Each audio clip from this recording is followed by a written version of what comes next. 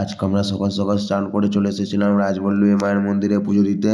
মা, আমি, দিদি আর ভাগ্নি মিলে। এটা হচ্ছে মন্দিরের বাইরে, সবাই সব চান করছে। আমরা চান করে এসেছিলাম বলে আর চান করিনি, খালি মাথায় জল ছিটিয়ে নিয়েছি। চলো ভিতরে যাওয়া যাক। ভিতরে ঢুকি, প্রচুর লোকের ভিড়। আজকে রবিবার, শনি রবিবার এমনিতেই মায়ের মন্দিরে প্রচুর ভিড় হয়।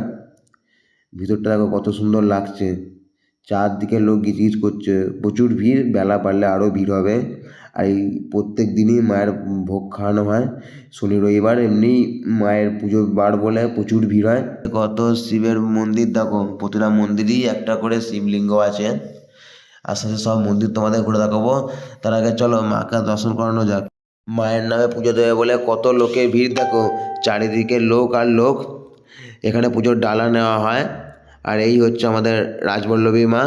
চলো জুম করে মাকে দেখাই। এখানে মা কালী নামে বিরাজিত, এবং এই কালীর নাম হচ্ছে শ্বেতকালী। মায়ের কাছে আমাদের নামে পুজোর ডালা দিয়ে আমরা এখন এলাম বড় যে শিব মূর্তি আছে সেখানে পুজো দিতে।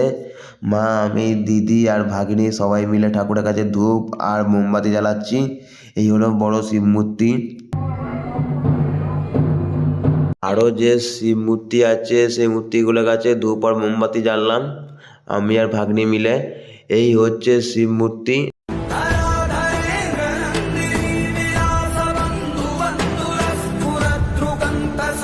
আজকের মতো পুজো দেওয়া শেষ। সকলকে টাটা, বাই বাই।